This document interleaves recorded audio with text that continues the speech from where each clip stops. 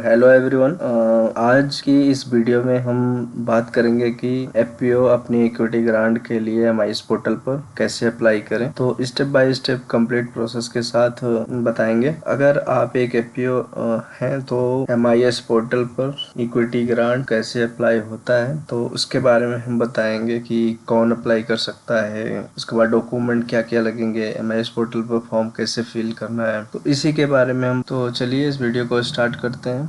ये वीडियो पूरा आप स्टेप बाय स्टेप देखते जाइए, तो वीडियो को लास्ट तक ज़रूर देखें। तो सबसे पहले हमें एमआईएस लॉगिन कर लेना है अपना। एमआईएस लॉगिन करने के बाद यहाँ पे हम फॉर्मेशन एंड प्रमोशन पे क्लिक करेंगे। फिर देखेंगे राइट साइड में ट्रांजैक्शन या application form for matching equity grant, इस पे क्लिक करना है। इस पे क्लिक करने के बाद यहाँ पे देखिए ऐड का ऑप्शन है, इस पे क्लिक करना है। यहाँ पे क्लिक करने के बाद देखिए application form for matching equity grant form open हो जाएगा। तो यहाँ पे सबसे पहले एफपीओ की डिटेल्स आपको भरनी है, जो जो ब्लैंक है, जैसे कॉन्टैक्ट नंबर, उसके बाद एफपीओ बिजनेस क्या कर रही है वो डिटेल यहाँ पे डालनी है। उसके बाद फिर पूछता है minimum share holding individual share holder, तो यहाँ पे हमें 2000 रुपये डालने हैं, जो भी शेयर आपने दे रखा है। जैसे हमारे एक फार्मर ने 20 शेयर ले रखे हैं तो 2000 रुपये। उसके बाद पूछता है amount of equity grant sort in, तो ये यहाँ पे हमें वो डालना है कि हम इक्विटी ग्रांट कितने के लिए अप्लाई कर रहे हैं, कितना। तो यहाँ पे जैसे हम 6 लाख के लिए अप्लाई कर रहे हैं तो यहाँ पे हम 6 लाख रुपए डालें। इसमें दिखाता है प्रीवियस अप्लाई ट्रांच डिटेल, अगर हमने फर्स्ट ट्रांच इक्विटी ग्रांट ले रखी है तो यहाँ पे शो होता है। फिर आ जाइए शेयर होल्डर डिटेल्स, यहाँ पे देखिए पूछ रहा है applying for new tranche details, तो यहाँ पे एस पे क्लिक करना है।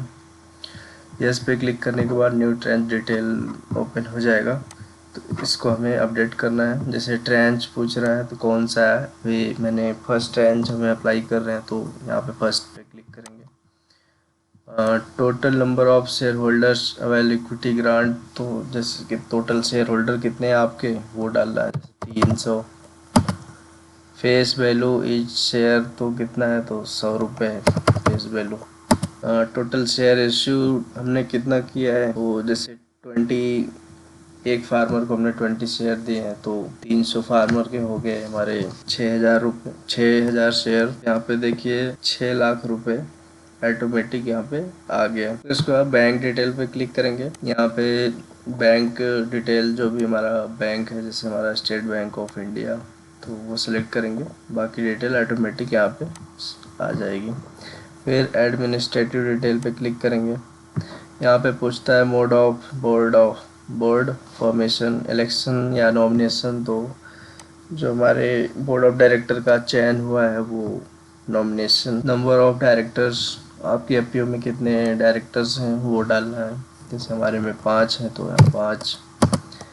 और पूछता है date of last AGM in which resolution for equity grant, तो एजीएम आपकी कब हुई थी लास्ट, वो डेट डालनी है। उसके बाद नंबर ऑफ वुमेन डायरेक्टर, तो एक चीज़ हमें और ध्यान देना है, अगर हम इक्विटी अप्लाई कर रहे हैं तो मिनिमम एक डायरेक्टर वुमेन होनी चाहिए, नहीं तो हम इक्विटी अप्लाई नहीं कर पाएंगे। तो ये ध्यान देना है कि आप जब भी डायरेक्टर्स बनाए तो उसमें एक वुमेन डायरेक्टर्स जरूर रखें। उसके बाद सीईओ नेम क्या है, सीईओ का नाम यहाँ पे डालना है, और डेट ऑफ अपॉइंटमेंट, उसका अपॉइंटमेंट डेट यहाँ पे।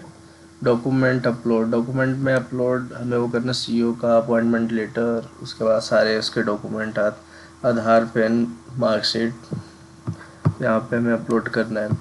फिर उसके बाद आता है फंक्शनल कमेटी डिटेल, इस पर क्लिक करेंगे तो name of functional committee of FPO, तो यहाँ पे हमें क्या करना है, जैसे एफपीओ क्या क्या काम करती है, जैसे सेल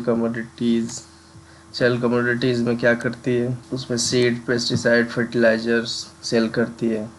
फिर उसके बाद यहाँ पे ऐड पे क्लिक करेंगे, जैसे परचेस कमेटी में क्या करती है, वीट, पैडी एंड इनपुट, ये सब एंड आउटपुट, ये सब यहाँ पे डालने हैं। उसके बाद आता है मेंबर कमेटी।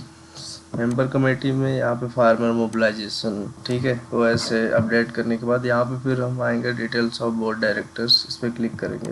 यहाँ पे देखिए हमारे जो भी 5 डायरेक्टर्स हैं उनके डिटेल यहाँ पे मांग रखा है, तो हमें सबके अपडेट नहीं करने हैं।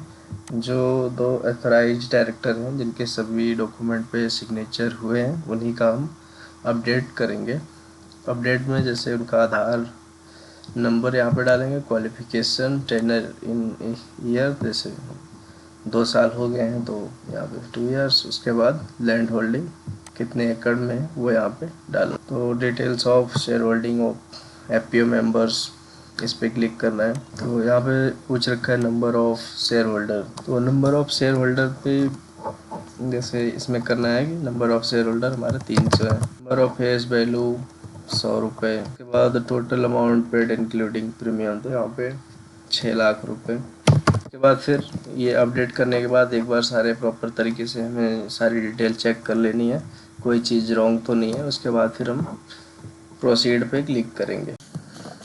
तो ठीक है, जैसे कि वहाँ से हमने प्रोसीड कर दिया था फर्स्ट, और फिर से एक ओपन होगा फाइल अपलोड करने के लिए। देखिए जैसे हमने यहाँ पे सारी डिटेल जो अपडेट कर दी थी, ट्रांस डिटेल। उसके बाद फिर लास्ट में ऑप्शन आता है एक डॉक्यूमेंट अपलोड के लिए। तो यहाँ पे देखो जितने भी डॉक्यूमेंट्स मांग रखे हैं आपको वही अपलोड करना है यहाँ पे। जैसे इसमें फर्स्ट में मांग रखा है शेयर होल्डर्स लिस्ट, जैसे जो CA से वेरीफाई होता है, एनेक्जर फर्स्ट, इनक्लोजर फर्स्ट, तो यहाँ पे वो अपलोड करेंगे। फिर सेकंड में देखो resolution of FPO board governing council, तो इसमें एनेक्जर फर्स्ट और इनक्लोजर सेकंड जो है वो यहाँ पे आपको अपलोड करना है।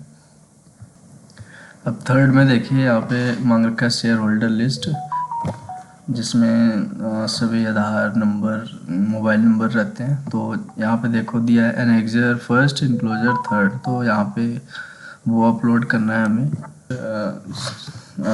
AFS यानी कि ऑडिट फाइनेंशियल स्टेटमेंट, यहाँ पे जो भी आपका बैलेंस शीट है वो यहाँ पे अपलोड करना है। फिफ्थ नंबर पे देखिए यहाँ पे फ़ोटो कॉपी बैंक स्टेटमेंट की यहाँ पे अपलोड करनी है लास्ट 6 मंथ की, जिसमें आपने जो शेयर मनी जमा किया वो शो होना चाहिए। फिर आता है बिजनेस प्लान, जो भी आपके एफपीओ का बिजनेस प्लान बना है वो यहाँ पे अपलोड करना है। फिर यहाँ पे देखिए 7 नंबर पे है name of photographs and identity proof. तो यहाँ पे ये ध्यान देना है कि जो भी डायरेक्टर है, जितने भी हमारे डॉक्यूमेंट्स हैं जिनके सिग्नेचर हुए हैं, वैसे सभी डॉक्यूमेंट पे 2 एथराइज सिग्नेटरी जो होते हैं उनके साइन होने चाहिए। तो उन्हीं के हम डॉक्यूमेंट्स लगाएंगे यहाँ पे, आधार कार्ड और पैन कार्ड, उनका उस पर सिग्नेचर होना चाहिए सेल्फ अटैच्ड। अब यहाँ पे देखिए 8 नंबर पे each page of application form, तो हमने जो हमारा जो एप्लीकेशन फॉर्म है वो यहाँ पे वो PDF यहाँ पे अपलोड करनी है। ये ध्यान देना है कि अगर नेफेड के लिए आप नेफेड में इक्विटी ग्रांट अप्लाई कर रहे हो तो जितने भी कंपनी के डॉक्यूमेंट्स हैं MOA, AOA और टैन पैन सब यहाँ पे मर्ज करके एप्लीकेशन सीकिंग फॉर्म में यहाँ पे अपलोड करना है। तो यहाँ पे सभी डॉक्यूमेंट्स अपलोड करने के बाद एक बार प्रॉपर चेक कर लेंगे, ठीक है, कि सारे डॉक्यूमेंट अपलोड है कि नहीं है। उसके बाद हम यहाँ पे लास्ट में देखिए सबमिट का ऑप्शन है, इस पर क्लिक करेंगे। सबमिट पे क्लिक करने के बाद यहाँ पे प्रोसीड का ऑप्शन आएगा, इस पर क्लिक करना है आपको।